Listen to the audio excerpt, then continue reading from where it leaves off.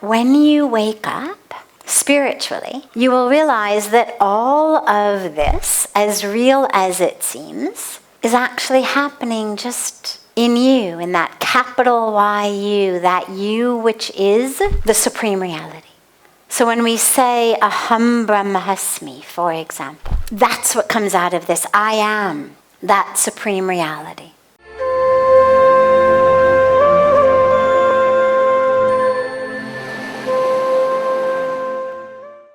When we say, who are you? There's a lot of answers to that. There's a lot of layers. On one level, we give the physical story. Who are you? We give the story of the physical body. This is my name, this is my age, this is my height, this is my weight, this is my career, this is my family, this is where I'm from. It's like describing your model car. Right? It's this year's model, it's this color, this is the horsepower, this is where it was made, this is the manufacturer. In the same way, that's one layer of describing ourselves. Another layer is our emotional self.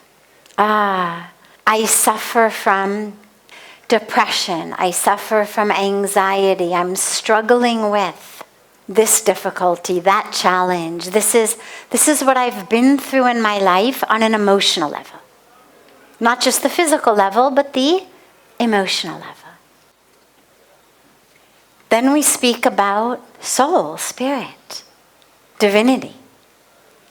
On that level, a level that if you study Advaita Vedanta, for example, there's nothing but God. Nothing but God. Everything else is happening in God. So it's an illusion, not an illusion like an optical illusion, but an illusion as in not real. An illusion the same way that your dreams seem real when you're having them, but the minute you wake up, you realize, oh, that was just a dream. According to that philosophy, all of this is a dream. And when we wake up, we realize it is no more real than that which we experience in a dream is real. Seems real. But when we wake up, we realize, oh my God, it all was happening in me. I may have been at a party in my dream, but all 200 people were in me. I may have been being chased by a bad guy, by some villain, and then some hero came and saved me. But when you wake up, you realize, oh my God, the villain and me and the hero, they were all in me. There was nothing but me. And in that way, we're taught when you wake up, spiritually, you will realize that all of this, as real as it seems, is actually happening just in you, in that capital Y you, that you which is the supreme reality. So when we say aham brahmasmi, for example, that's what comes out of this. I am that supreme reality. But then what you describe is kind of a layer in between. Me talking to my inner self. Who's the me? Who am I talking to? Who's the guy who lives inside me? So these are aspects where spirituality and psychology meet. It's not your physical body. It's not the highest, purest spiritual truth of there is nothing but God. According to that, there is no inner you or outer you, or it's just God.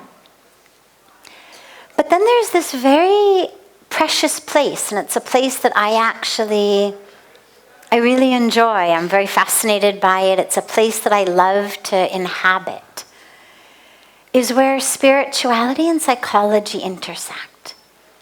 Because even though we know that on the highest level it's all God, you turn the TV channel a little, and here we are in these human bodies. And just because we know that it's all God, doesn't mean that we don't have the ability to embody the fullest humanity that we can. I mean, that's really what the Bhagavad Gita is calling on us to do. It's what the Ramayana is calling on us to do. It's what all of these teachings are calling on us to do, is not just realize that none of this is real, but actually, in the awareness that it's all God, play your role. Inhabit this humanity, this sacred, precious, divine humanity.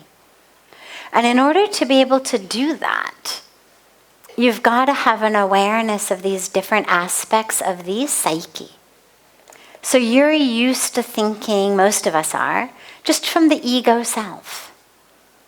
Now suddenly, today, for the first time in 55 years, you spoke to kind of an inner being.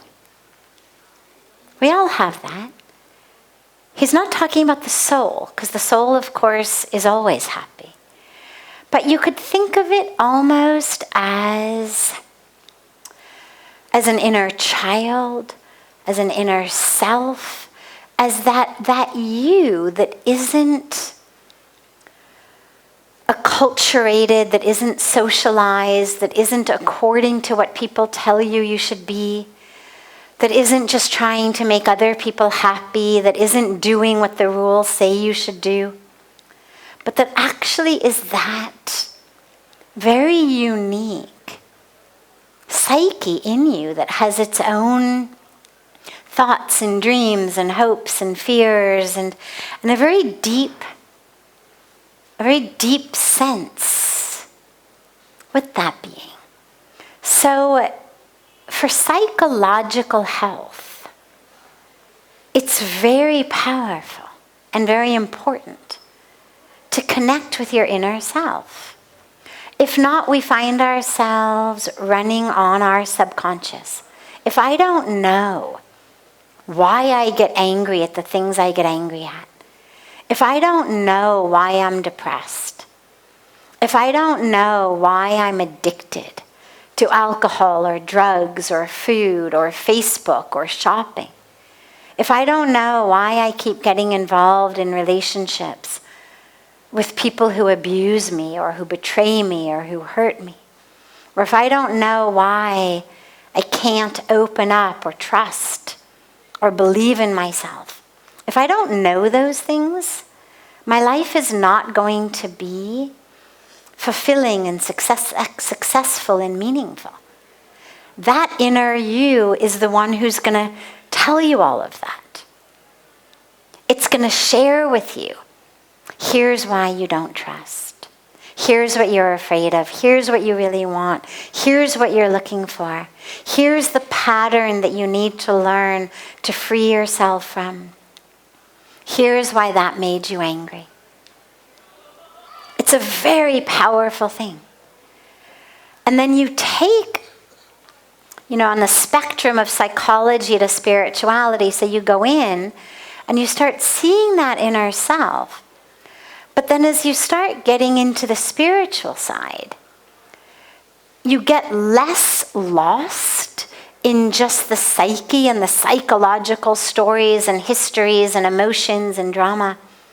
And it becomes much more, that pure being inside me. That being who is just divinity. That being in me that is not separate from the divine. That pure consciousness, that pure soul, that sweetness that's in me. You start to be able to touch that. So yeah, it's a very beautiful practice. And as someone who has lived and learned and studied both psychology and spirituality, I actually find that in our lives, both of them are very important and play overlapping but also separately important roles. Because unless and until we've dealt with our psychology, it's very difficult to have lasting, sustained, powerful spiritual experiences in life. So connecting with that inner you is a very beautiful experience. So I'm so glad you had that today.